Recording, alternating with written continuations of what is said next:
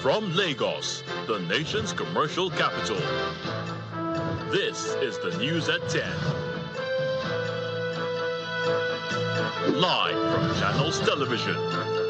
Reporting tonight, Anne Waodo.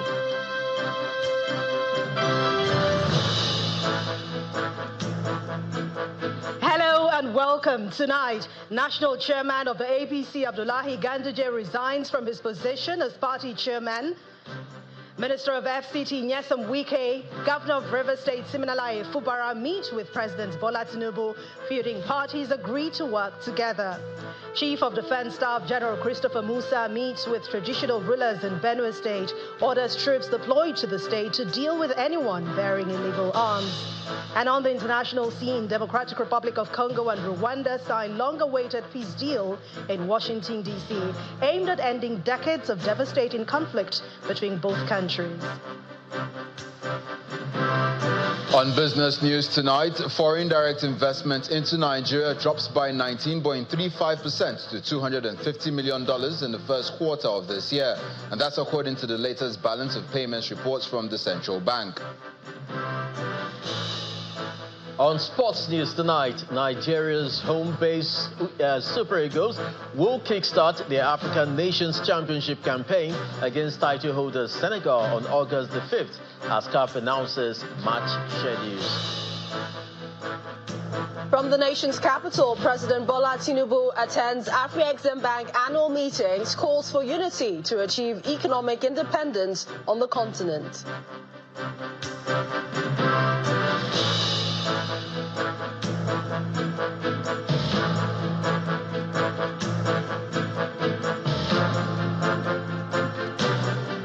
Tonight, we begin with politics and the latest development coming from the ruling All Progressives Congress, where the national chairman of the party, Mr. Abdullahi Ganduje, is set to resign from his position. And this impending exit is reportedly part of the strategic move by the APC to calm rising agitations among stakeholders from the North Central Zone, who have consistently been demanding the return of the party's top office to the region. Well, according to sources within the party, Mr. Ganduje will be succeeded in acting capacity by one of the party's national vice chairmen until the substantive chairman is elected at APC's national convention, and that convention is scheduled for December 2025. Mr. Ganduje, who is the immediate past governor of Kano State, was appointed in August 2023 following the resignation of the former national chairman, Senator Abdullahi Adamu, from the North Central Zone. His tenure has since faced increasing resistance, especially from those who view his appointment as a violation of the party's internal zoning arrangement. Although no official statement has been issued by Mr. Ganduje nor the party, preparations for the formal handover is already underway.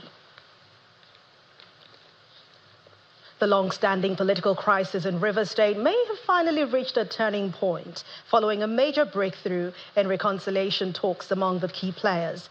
Minister of the Federal Capital Territory, Nyesom Wike, announced that he and Governor Siminalayi Fubara have agreed to put aside their differences and work together going forward. The breakthrough is coming after a crucial meeting in Abuja involving President Bola Tinubu, the governor, Mr. Fubara, Mr. Wike, and the suspended members of the Rivers State House of Assembly. To give God the glory that today is the 26th of June 2025, that peace has finally returned to the state. We all agreed to work together with the governor, and the governor also agreed to work together with all of us who are members of the same political family.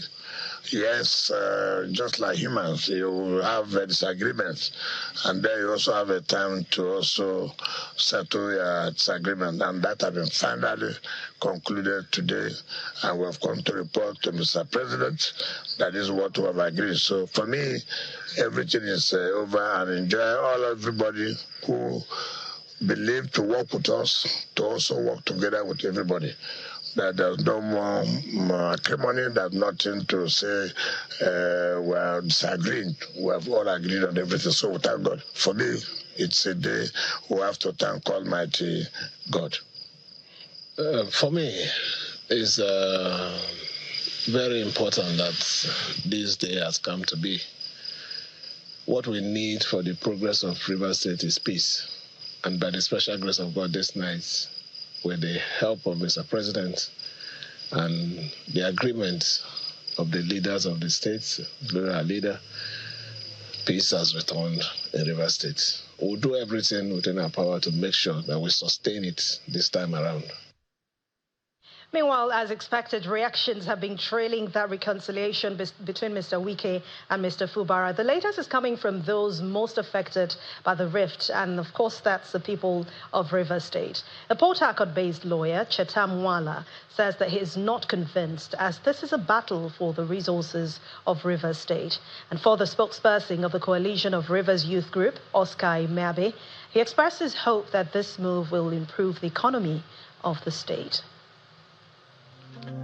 What has been the problem? Resource control. And if they had agreed on how they are going to share our resources, it is to our own detriment. Even if some persons will look at it as a step in the right direction, but some of us who know exactly what they are up to and what these politicians have continued to do, know that this whole thing is not in the best interest of Rivers State. Even if on the face value, when you look at it, it is like, oh, it's at this point now we're going to progress. So they're going to have some level of progress, which of course is a welcome development. But we all know that what the Minister of the FCT and the governor have been fighting over is the resources of Rivers State. Now they have settled, by the help of the president, on how to share our resources. This peace shouldn't be seen to be political, rather should be seen as a peace that has come to stay. And those that are also involved, those that have actually been fueling this crisis in Rivers State, should also be part of the peaceful negotiation that has been going on. Then, at the same time, the youth of Rivers State has actually been so stagnant for a very long time. Our state has not actually experienced any level of development because of the political crisis that was going on in the state. So it is obvious that we need a serious government or federal government attention at this point in time. Let's head to Anambra State now, where ahead of the off-cycle governorship election there in November this year, the Independent National Electoral Commission, INEC, is asking security agencies responsible for the election security to fine-tune their strategies and ensure adequate security of personnel and materials. The INEC chairman, Professor Mahmoud Yakubu, made the call at a meeting with members of the Interagency Consultative Committee for Election Security in Abuja. This is the second consultative meeting that the Independent National Electoral Commission, INEC, is holding this year with members of the Interagency Consultative Committee for Election Security. The meeting is essentially to brief the security agencies about preparations for forthcoming elections in Anambra and other parts of the country. Related to the election in Anambra is the resumption of the continuous voter registration in the state from 8th to 17th July 2025. Although the security situation in the state is calmer now than what it was on the eve of the last governorship election 4 years ago, I urge you to use the continuous voter registration to fine-tune your preparations for securing the forthcoming election. The meeting has in attendance representatives of the National Security Advisor, the Inspector General of Police, and the Chief of Defense Staff. Our collaborative efforts. The representative of the National Security Advisor gives assurances of the security agencies to provide adequate security for the exercise. Our primary objective remains to safeguard the integrity of the upcoming elections.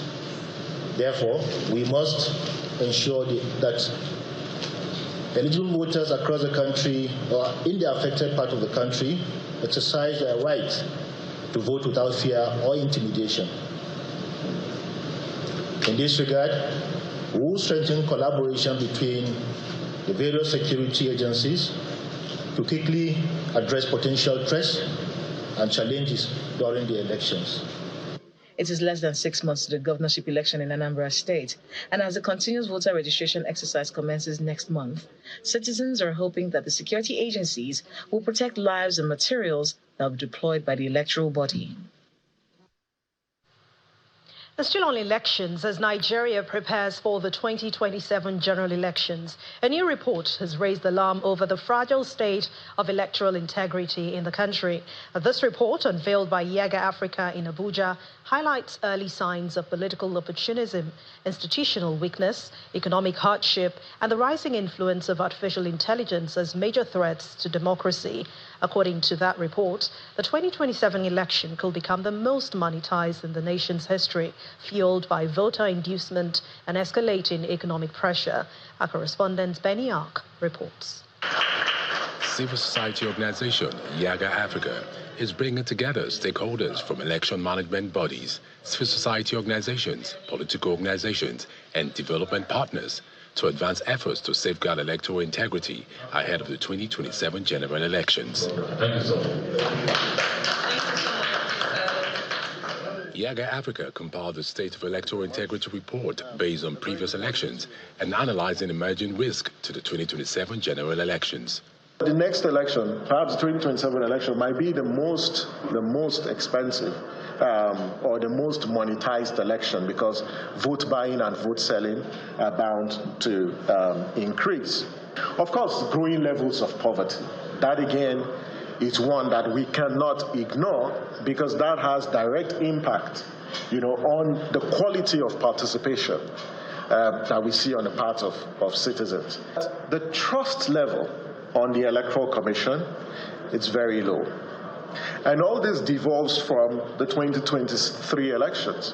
The report aims to steer urgent national conversations on how to preserve democratic values and ensure credible polls. And whilst we note and recognize that there have been incremental reforms in the electoral process, whether through legislative re-engineering or through administrative reforms introduced by INEC, that these reforms are yet to inspire public confidence and meaningful change within the electoral process. There is a great need to conclude the reform process, the electoral amendment process.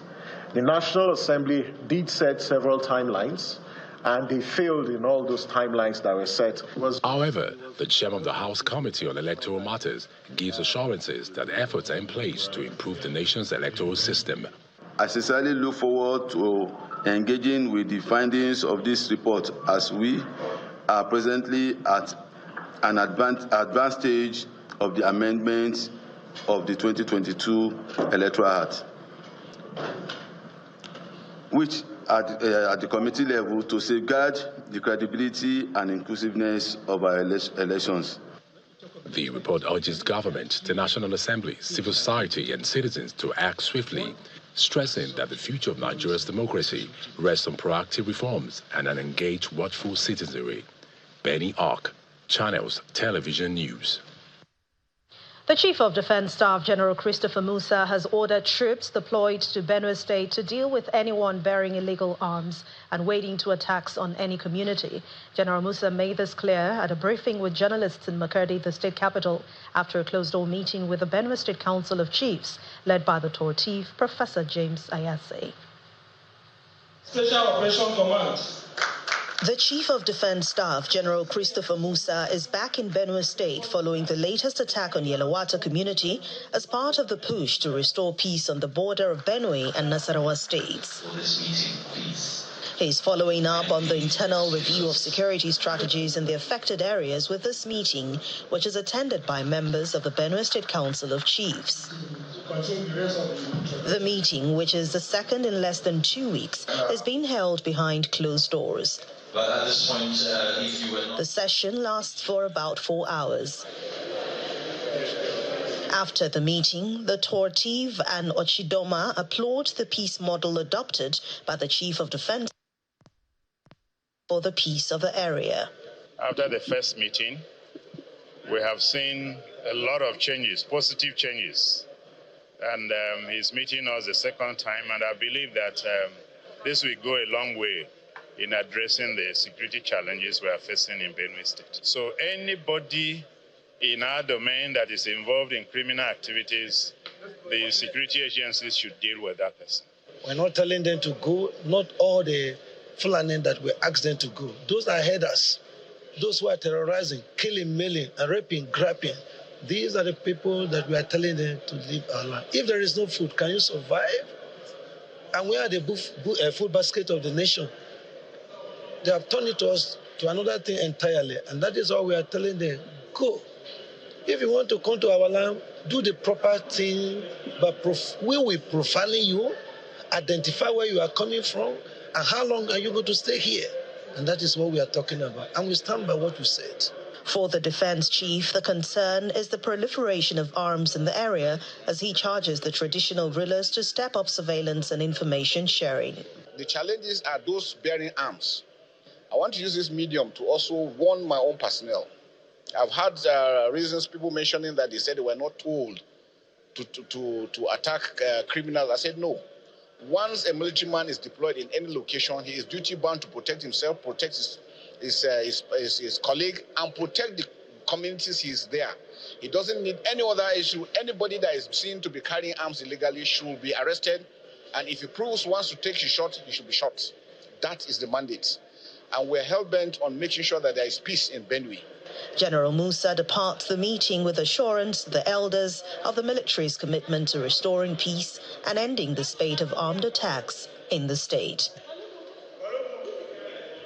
In part two, after the break, Nigerian editors and media executives gather in Enugu for the 2025 Guild of Editors Biannual Conference. Governor of Enugu State, Peter Anambra, former Governor of Ogun State, Segun Oshoba, and Chairman of Channels Media Group, Dr. John Momo, tasked the media to strengthen the nation's democracy. Please join us again.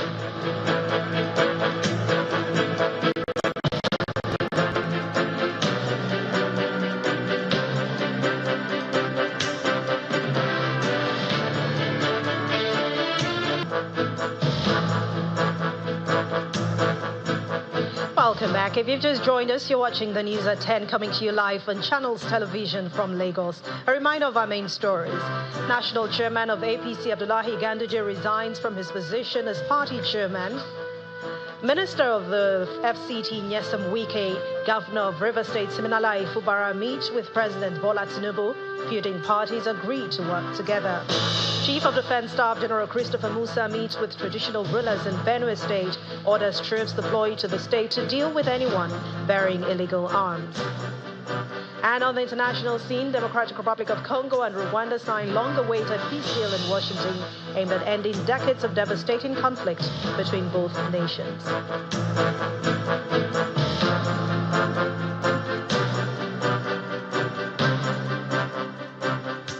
Enugu, the coal city, came alive today as the top editors and media executives gathered for the 2025 Guild of Editors Biennial National Conference and elect new executive to manage the affairs for the next 2 years. The elders of the Guild also used the occasion to demand pursuit of truth, accuracy, inclusivity, and hold government accountable. And for the president of the Guild, Mr. Eze Anambra, there is need to take a drastic action to solve the insecurity challenges across Nigeria. The Nigerian Guild of Editors are here at the International Conference Center Enugu for its biennial national convention. The year's theme, Building a Secure and Cohesive Nigeria, the role of dialogue, inclusion, and the media, is to critically examine the role of the media in strengthening the Nigerian democracy. Insecurity has regrettably become a defining feature of our national discourse. The president of the Guild, Eze Anambra, sets the tone for the conference, bringing to the fore areas that need review in journalism practice as the nation grapples with insecurity. The nature of these challenges may differ across the regions, but their severity is felt everywhere. The reality compels us to ask hard questions. Could the media have done more to promote dialogue and inclusion, essential tools for conflict prevention? Are we perhaps sometimes guilty of amplifying fear and sensationality? Are we presenting all sides of the story fairly? More importantly, how can we as journalists and editors contribute constructively to the peace-building process in our country? The chairman of the convention and the chairman of Channels Media Group, Dr. John Momo, speaks on the current role of the media in shaping national discourse. We in the media must reflect the full picture of Nigeria, not just a narrow slice. So here's the challenge for all of us in this room today. Let us raise the standard of our work. Let us be fearless but fair. Let us pursue truth, not clicks. Let us nurture the next generation of journalists with integrity and courage. Let's remind ourselves that we are not just gatekeepers, we are builders of national conscience. The chairman speaks on the way forward, challenging fellow editors and journalists to raise the standards, commit to inclusion, pursue truth and justice, and help shape a better Nigeria. Nigeria is a work in progress, but it is also a land of promise. If we come together, speak honestly, and commit to inclusion and justice, there is no limit to what this nation can achieve. So from this cold city, may we spark a new energy for dialogue, for inclusion, and for a media that helps rebuild Nigeria. The role of the media is not to reflect the nation as it is, but to help shape the nation as it ought to be. Inclusive and united. May our work not just inform, but inspire. Not just report, but reveal. The fathers of the day are renowned journalist, the former governor of Ogun State, Chief Olusegun Oshoba, and former chairman of NDDC, Chief Onyema Ogochukwu, shared their views on security and true journalism. Let all of us do neighborhood security, and there must be state police. When I was young, there were native authority police, there were local government police. It is difficult for somebody to stay in Abuja and police Enugu, police Sokoto, police Bayelsa. I know that what the Constitution gave you was a responsibility without authority. It says, hold the government accountable, gave you no authority, no resources to do that work. It's a thankless job, but you have been doing it. And I want to urge you, don't give up. Keep going with that assignment. Continue to speak for the voiceless. And you will keep the press alive. The state governor offered his advice on how the media can continue to strengthen democracy and help rebuild the nation. Journalism must remain a space where truth is not compromised for sensation or political ends, where rigorous reporting triumphs. We need a media that is inclusive, that gives voice to the margins, that reflects the diversity of Nigeria's people. Not one that dilutes or silences dissent. A press that excludes weakens democracy itself. And secondly, we believe accountability strengthens governance. That is why here in Enugu, we welcome scrutiny.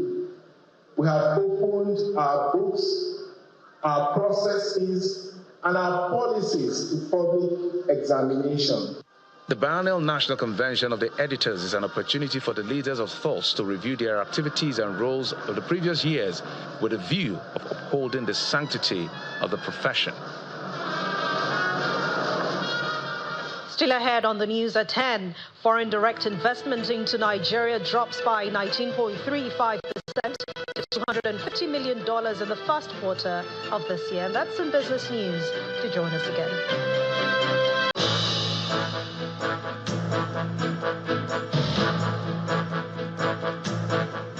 Welcome back. Let's continue the news at 10 now as we head over to Abuja Studios where Millicent Walker is standing by. Hello, Millicent. I am. Many thanks. And marking a significant recognition of his leadership and service, the president of the African Export-Import Bank, Afreximbank, Professor Benedict Arama, has been conferred with a national honor on the third day of the bank's annual meeting in Abuja. The meeting with the theme, Can Africa Rise in a Fractured World, was attended by President Bola Tinubu.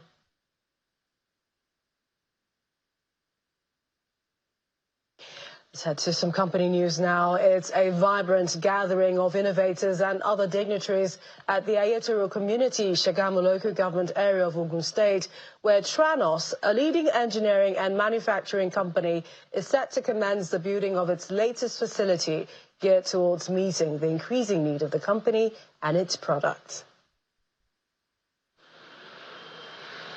Tranos, a leading engineering and manufacturing company in its continued expansion efforts, is launching its new facility with a groundbreaking ceremony in the Electoral community, Shagamu local government area of Ogun State.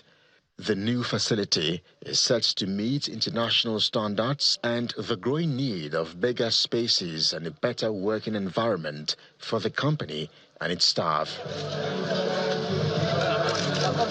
Now to the high point of the event, the symbolic groundbreaking. The MD of Tranos, Mr. Jude Abalaka, and other stakeholders see this as a welcome development in solving power restrictions across residential, commercial, and industrial consumers. We've acquired this large expanse of land, and what we intend to do with it is to begin to build what we see as a manufacturing complex, a place where we're going to manufacture our products and serve our customers. This is like taking a step forward to be able to do more generally and even add more. Specific to Ogun State, this is a fantastic win for us to bring another industrial development into the states that will drive commerce. It will employ people, it will create jobs, and at the same time add a specific anchor into the value chain as far as energy delivery to end users is concerned. So we are witnessing another company that would inject about 800 megawatt of PV panels manufactured in the country.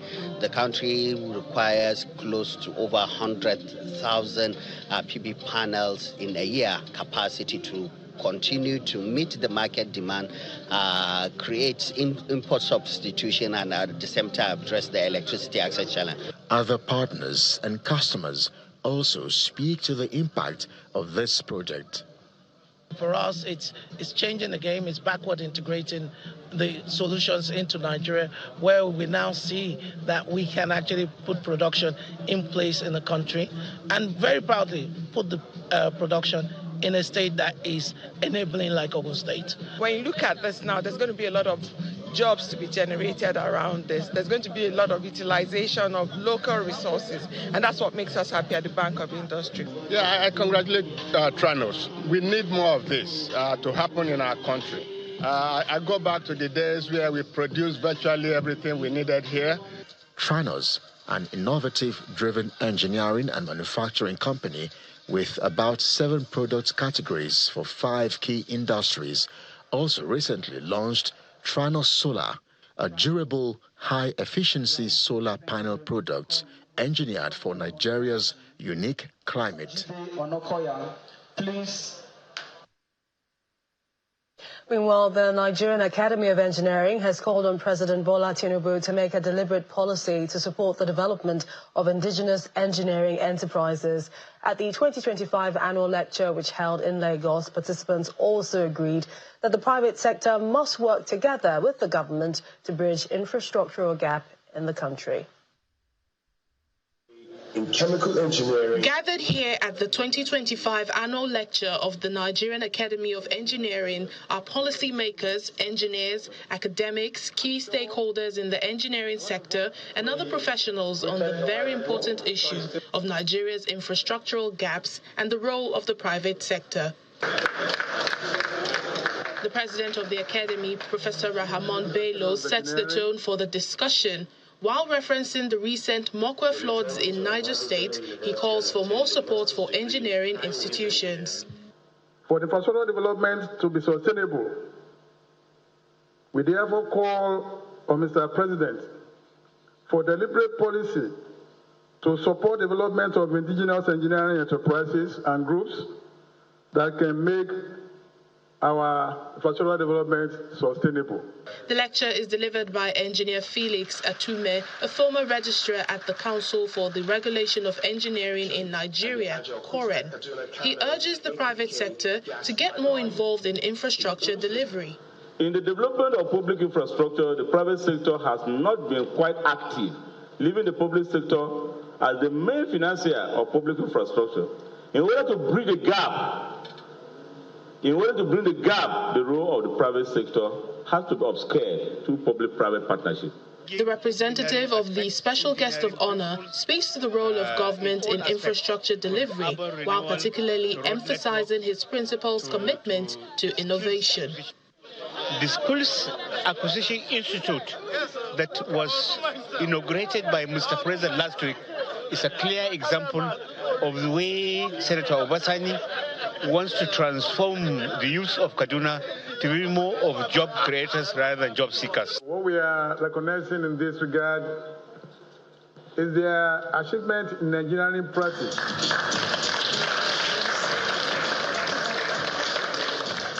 One of the high points of the event was the presentation of Lifetime Achievement Awards to 8 senior fellows for their contribution to engineering, as well as the induction of 12 new fellows.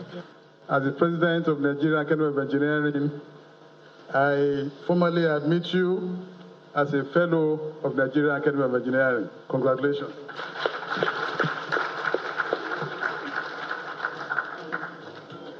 This recognition is not one that we take lightly. It's both a crowning achievement and a renewed call to action. As the lecture winds up, the Academy has also asked the government and the National Assembly to come up with a robust strategy for the annual maintenance of infrastructure across the country. And that's it from the nation's capitals. Back to Anne for more on the news at 10. Thank you, Millicent.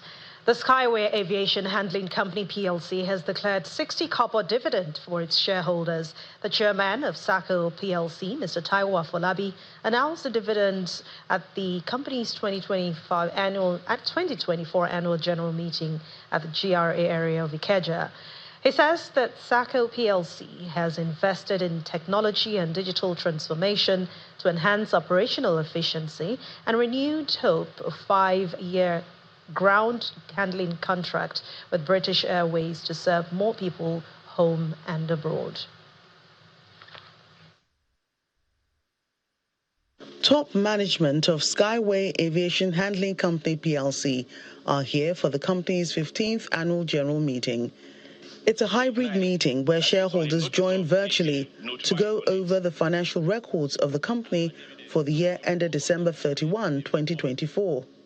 In our opinion, proper books of accounts have been kept by the company, and the company's statement of financial position and statement of profit or loss and other comprehensive income are in agreement with the books of accounts. Revenue for the year under review stands at 28.9 billion naira, gross profit 16.3 billion naira, profit before tax 6.4 billion naira, and profit after tax 4.8 billion naira, all indicating huge growth, one the company is proud of. We commend you for the growth in our revenue and profitability. I just want you to know that we are trying our best, and you know what is going on in the company, the economic challenges we are facing, but everybody is putting heads together to make sure that we increase our revenue by going to other sectors. As tough as the previous economic year was, SACO PLC says it has expanded into new markets, revived key international routes, while delivering excellence every step of the way. Our brand is for operational efficiency and best practices, and I think that's what we're known for. And we're ensuring that it is embedded in our system, in all our policies and procedures.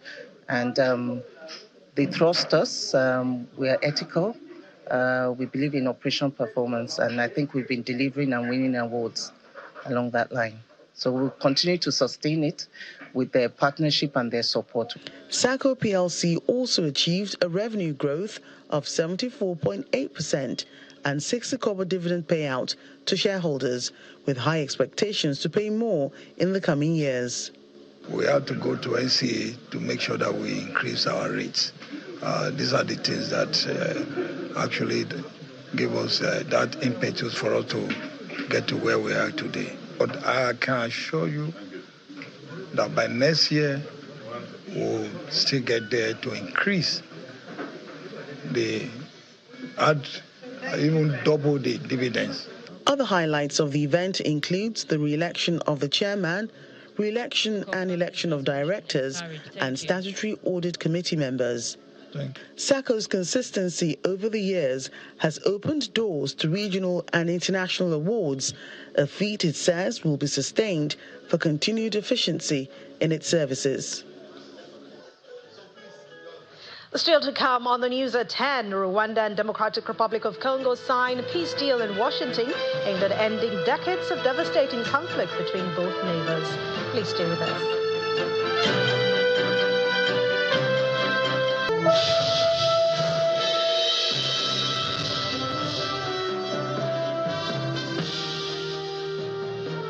Welcome to Business News. The foreign direct investment and portfolio inflows into Nigeria declined in the first quarter of this year. This is according to the central bank's latest balance of payments data.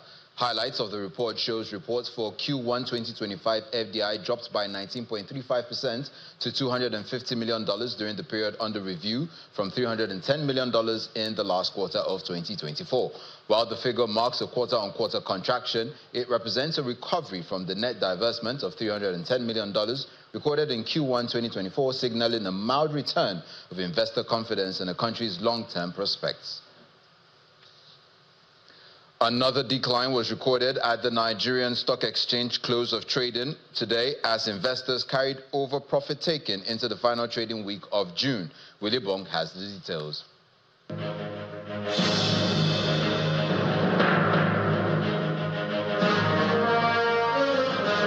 Welcome to the stock market report. Profit taking extending for a second day at the NGX. The oil share index pulled back significantly today by 0.64%, and we're losing the 120K mark we ended with yesterday. Market cap also down back to 75 trillion naira. We hope that we get a recovery next week. But the loss today was largely on profit taking in cement giants, Boa Cement. The stock lost 10 naira 50 kobo to close at 95 naira 40 kobo. Oando was also a major contributor. Investors are selling off for a second straight day. That impacted the oil and gas counter. We see profit taking in the banking sector as well. You know, we've got to take profits. Consumer goods made it to the green territory, and Cadbury, Dangote Sugar International Breweries lifted the index. We also saw Presco on full offer in earlier trading today, but price was unchanged at the close of business. Now, one more trading day in the month of June. Let's see if markets will begin to react to the news of the newly signed tax reform bills. And those are the highlights for today. Will Ibong signing out.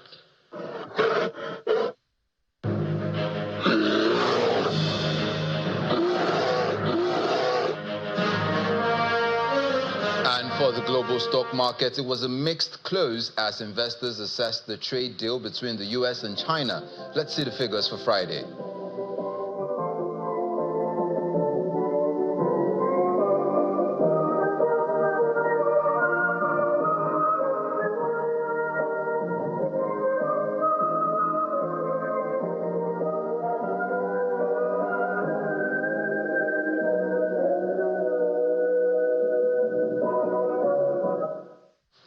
And that's it on Business News. Back to Anne for the rest of the news at 10.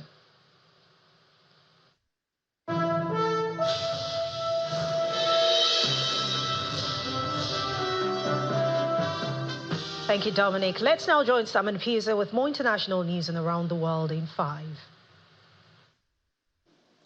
Good evening and welcome to the Channel's studios here in London with your international news around the world in 5. Iran's foreign minister has admitted that excessive and serious damage was done to the country's nuclear sites in the recent US and Israeli bombings. Abbas Araghchi told a state broadcaster that an assessment of the damage is being carried out by the Atomic Energy Organization of Iran. Just hours earlier, Iran's supreme leader said the strikes did not disrupt the country's nuclear program. Khamenei was responding to US President Donald Trump's assertion that the bombs had totally obliterated 3 nuclear sites. Khamenei said the US attacks had failed to accomplish anything significant. The Defense Intelligence Agency sort of damage assessment that concluded with low confidence that the strikes were not as successful as had previously been claimed. Now, given that this damage assessment was conducted with low confidence in the intelligence community, that means that they likely only had one or a limited number of intelligence sources evidence for that claim. How can I not rush in? Look at this. A man has been jailed for life after being convicted of murdering a 14-year-old schoolboy with a samurai sword in East London. Marcus Monzo fatally wounded Daniel Angerin minutes after leaving his home in Hainault on the 30th of April last year. He also injured 5 more people, including this man who he drove his van into. Giving evidence at his trial, Monzo said he had no memory of what happened and claimed his mental state had diminished his responsibility for the crimes. However, the prosecution argued that psychosis brought on by self-induced intoxication was no defense for murder. Marcus Monzo set out that morning under the influence of cannabis with a clear intention to kill a number of people. It didn't matter who they were, and sadly, he targeted Daniel in a cowardly and brutal attack. 2 men have been sentenced to life imprisonment for murdering an Aboriginal schoolboy in a case that shocked Australia. Cassius Turvey died of head injuries after Perth in October 2022. The 15-year-old's killing prompted nationwide protests and vigils, also sparking debate on pervasive racism in the country. The killers chased Turvey down and savagely beat him with a metal pole. My son was a respectful, bright, loving and compassionate individual whose life was tragically cut short by a vigilante group of adults who took the law into their own hands. A young Syrian national has been charged with supporting a foreign terror group over a foiled plot to attack a Taylor Swift concert in Vienna last August. Mohammed A., who is described by German authorities as a juvenile and not in custody, is accused of following the ideology of jihadist group Islamic State and helping another suspect to prepare the attack. Concert organisers called off Taylor Swift's 3 sold-out gigs on the eve of the first show at Vienna's Ernst Happel Stadium last year, disappointing tens of thousands of fans during her Eras tour. More than a third of Tuvalu citizens have entered the ballot for a world-first climate visa, which would allow them to permanently migrate to Australia. Opening for the first intake on the 16th of June, the influx of registrations could indicate that the programme will be hugely oversubscribed, with only 280 visas awarded to Tuvalu citizens from the random ballot each year. The visa programme has been pegged by the Australia's Foreign Affairs Department as a landmark response to the threat of climate-related displacement. CCTV has captured the moment a South Korean man doused a metro carriage with flammable liquid before setting it on fire. The Seoul's Southern District Prosecutor's Office has released footage of the arson attack, which occurred on the 31st of May. 6 people were injured during the incident, including smoke inhalation and a sprained ankle while trying to flee the train. No deaths were reported. A 67-year-old suspect has been charged with attempted murder and arson. And unflattering mannequins depicting Jeff Bezos and his bride-to-be, Lauren Sanchez, have appeared in Venice ahead of the Amazon founder's wedding in Italy. The installations are the work of an art collective.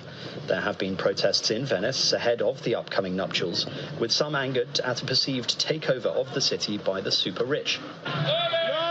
Stars including Oprah, Usher, the Kardashians, Bill Gates and Leonardo DiCaprio are in the city for the celebration, which is expected to cost more than €40 million. And that's your international news around the world in 5. Now back to the channel's studios in Lagos. Thank you, Simon. Welcome to Sports News. The Confederation of African Football CAF and the local organizing committees of the 3 host nations, Kenya, Tanzania and Uganda, has released the match schedule for the African Nations Championship earlier today. Nigeria's Super Eagles will kick their campaign against the title holders, Senegal, on August the 5th in Zanzibar. And that Sports News is back to you, Anne. Thank you, Chris. And the main news again. The national chairman of the All Progressives Congress, Abdullahi Ganduje, today resigned from his position as the party chairman. And that's the news at 10 tonight. Thank you so much for watching. I'm Anne Wawade. Good night and have a wonderful weekend.